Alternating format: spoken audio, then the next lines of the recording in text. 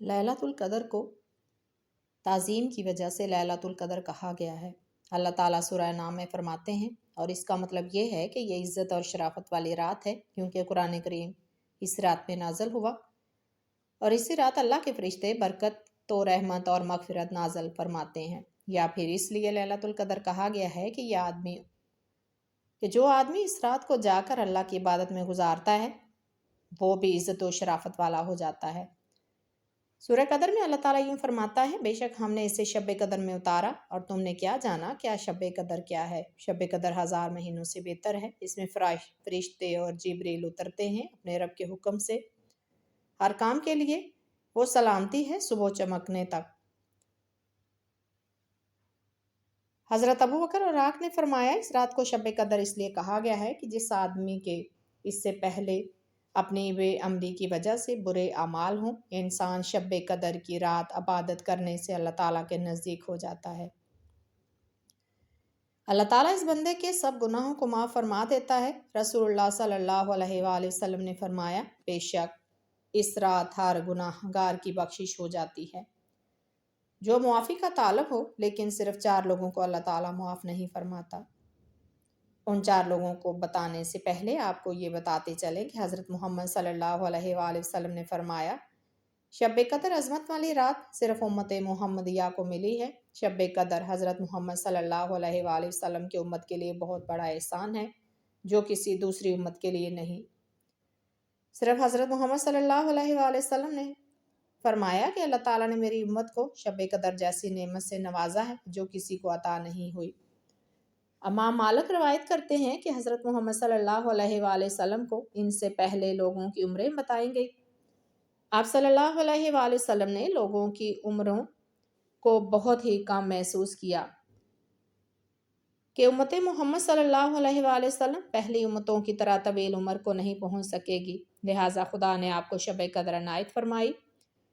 شب قدر 1000 راتوں سے بہتر ہے، اور تفسیر عزیزی میں ہے کہ صحابہ کرام رضوان اللہ علیہم اجمعین جب حضرت شمعون علیہ السلام کی عبادات و جہاد کا تذکرہ سنا تو انہیں حضرت شمعون علیہ السلام پر بڑا رشک آیا۔ حضرت شمعون علیہ السلام بنی اسرائیل کے ایک بزرگ تھے جنہوں نے 1000 ماہ اس طرح عبادت کی کہ رات کو قیام اور دن کو روزہ رکھنے کے ساتھ اللہ عز و جل کی راہ میں گزارنے جہاد بھی کرتے، اور اس قدر طاقتور تھے کہ لوہے کی وزنی اور مضبوطی زنجیروں کو ہاتھ سے توڑ ڈالتے تھے۔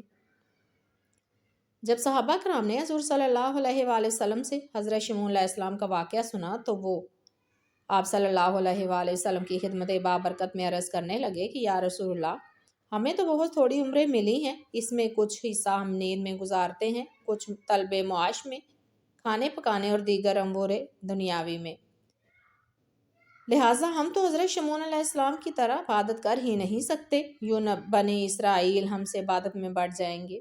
امت کے غم خوار آقا صلی اللہ علیہ وآلہ وسلم یہ سن کر غمگین ہو گئے۔ اسی رات حضرت جبریل امین سورہ قدر لے کر حاضر خدمت ہوئے اور تسلی دی کہ پیارے نبی رنجیدہ نہ ہوں، آپ صلی اللہ علیہ وآلہ وسلم کی امت کو ہم نے ہر سال میں ایک ایسی رات عنایت فرما دی ہے کہ اگر وہ اس رات میں عبادت کریں گے تو حضرت شمعون علیہ السلام کی 1000 ماہ کی عبادت سے بھی بڑھ جائیں گے۔ مفسرین کرام لکھتے ہیں کہ پہلی امتوں میں عابد اسے قرار دیا جاتا تھا جو 1000 ماہ تک اللہ تعالیٰ کی عبادت کرتا، لیکن نبی کریم صلی اللہ علیہ وآلہ وسلم کے صدقہ میں اس امت کو یہ فضیلت حاصل ہوئی کہ ایک رات کی عبادت سے اس سے بہتر مقام حاصل کر لیتی ہے۔ سوال یہ بنتا ہے کہ آخر اس رات کو مخفی کیوں رکھا گیا؟ ناظرین اکرام، نہایت اہم وجہ اس کے مخفی کر دینے کی جھگڑا ہے۔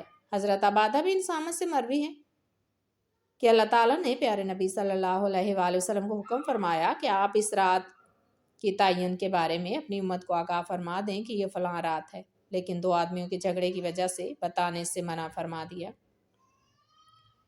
روایت کے الفاظ یوں ہیں، ایک مرتبہ آپ صلی اللہ علیہ وآلہ وسلم شب قدر کے تعین کے لیے اور اپنی امت کو آگاہ کرنے کے لیے گھر سے باہر تشریف لے گئے، لیکن راستہ میں 2 آدمی آپس میں جھگڑ رہے تھے۔ آپ نے فرمایا، میں تمہیں شب قدر کے بارے میں اطلاع دینے آیا تھا، مگر فلاں فلاں کی لڑائی کی وجہ سے اس میں تعین اٹھا لیا گیا ہے۔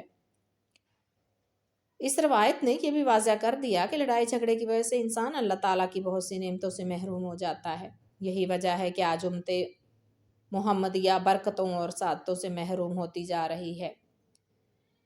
اس روایت سے بعض لوگوں کو غلط فہمی ہوئی ہے کہ شاید اس کے بعد تعین شب قدر کا آپ کو علم نہ رہا، حالانکہ یہ بات درست نہیں، کیونکہ شارحین حدیث نے تصریح کر دی ہے کہ تعین کا جو علم اٹھا لیا تھا وہ صرف اسی ایک سال کی بات تھی، ہمیشہ کے لیے نہیں۔ حضور صلی اللہ علیہ وآلہ وسلم نے فرمایا، اے مسلمانوں، تم شب قدر کو طاق راکتوں میں تلاش کرو۔ ابن امامہ رضی اللہ سے مروی ہے کہ محمد صلی اللہ علیہ وآلہ وسلم نے دریافت کیا گیا کہ شب قدر کب ہے، تو آپ نے فرمایا کہ شب قدر ہر رمضان المبارک کے تیسرے عشرہ میں ہوتی ہے۔ حضرت عمر رضی اللہ سے مروی ہے کہ حضرت محمد صلی اللہ علیہ وآلہ وسلم نے فرمایا کہ تم شب قدر کو رمضان کے تیسرے عشرے میں تلاش کرو۔ حضرت عبادہ بن صامت نے فرمایا کہ آپ نے شب قدر کے بارے میں دریافت کیا گیا تو آپ نے فرمایا کہ شب قدر رمضان کے تیسرے عشرے کی کوئی ایک طاق رات ہے۔ جس مومن نے شب قدر کی رات اللہ تعالیٰ کی حمد و ثنا بیان کی، اس کے سارے پچھلے گناہ معاف کر دیے جائیں گے۔ اس رات کی پہچان یہ ہے کہ یہ رات بہت ہی زیادہ سکون دہ ہوتی ہے۔ اس رات کا موسم بہت ہی اچھا ہوتا ہے، نہ زیادہ سردی نہ گرمی۔ اس رات چاند روشن ہوتا ہے اور ستارے کو ٹوٹنے کی اجازت نہیں۔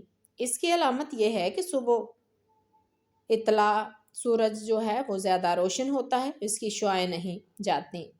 سورج بالکل برابر ہوتا ہے جیسا کہ 14ویں رات کا چاند ہو۔ حضرت جابر سے روایت ہے کہ حضور صلی اللہ علیہ وآلہ وسلم نے فرمایا کہ میں نے شب قدر کی رات کو دیکھا، یہ رمضان کے تیسرے عشرے کی طاق راتوں میں سے ایک ہے۔ یہ رات انتہائی پرسکون اور روشن رات ہوتی ہے۔ یہ رات نہ تو گرم ہوتی ہے اور نہ سرد۔ ناظرین اکرامی، یہاں یہ سوال پیدا ہوتا ہے کہ آیا دنیا بھر میں اسی رات میں شب قدر ہوتی ہے یا پھر مختلف ملکوں میں شب قدر مختلف دنوں میں ہوتی ہے؟ اس کا جواب یہ ہے کہ جس ملک میں شب قدر کے تاثرات پائے جاتے ہیں، اس رات شب قدر ہوگی۔ یقیناً اسی حساب سے ہر ملک میں اسلامی مہینے کی تاریخ مختلف ہے، تو شب قدر کی رات بھی علیحدہ علیحدہ پائی جائے گی۔ اللہ تعالیٰ نے شب قدر کی اہمیت کے بارے میں قرآن میں یوں ارشاد فرمایا کہ شب قدر 1000 مہینوں سے بہتر ہے۔ 1000 مہینے 83 سال اور 4 مہینے کے برابر ہوتا ہے۔ 1000 مہینے عبادت کرنے سے زیادہ ثواب شب قدر کی رات کو عبادت کرنے کا ہوتا ہے۔ حضرت انس فرماتے ہیں کہ حضرت جبریل علیہ السلام فرشتوں کے ہمراہ زمین پر تشریف لاتے ہیں، جس کو اللہ تعالیٰ کی حمد و ثنا کرتے ہوئے پاتے ہیں ان کے لیے مغفرت کی دعا کرتے ہیں۔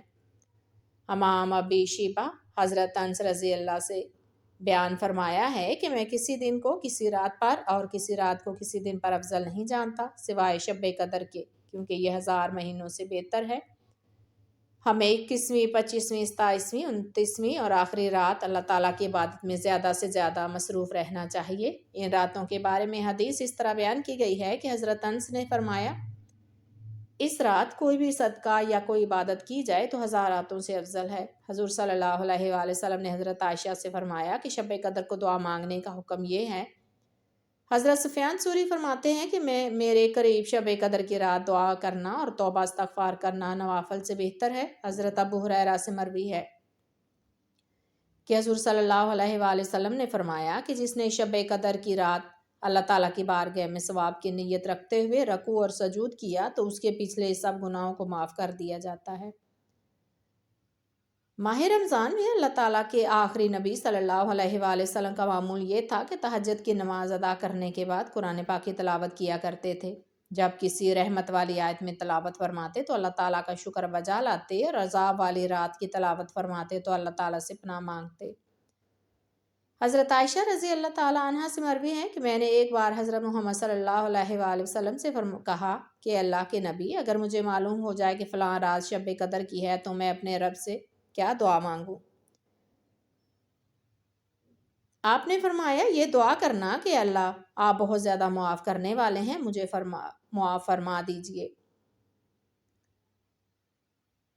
شب قدر 4 لوگوں کی بخشش شب قدر کی رات بھی اللہ تعالیٰ نہیں فرماتا۔ نمبر 1 وہ شخص جو شراب کا عادی ہو۔ نمبر 2 دوسرا وہ شخص جو والدین کی نافرمانی کرنے والا ہو۔ تیسرا وہ شخص جو قطعی رحمی کرنے والا اور ناتا توڑنے والا ہو۔ چوتھا وہ شخص جو دل میں کینہ رکھنے والا ہو۔ اللہ تعالیٰ سے دعا ہے کہ اللہ تعالیٰ ہم کو شب قدر کی رات عبادت کرنے کی توفیق عطا فرمائے۔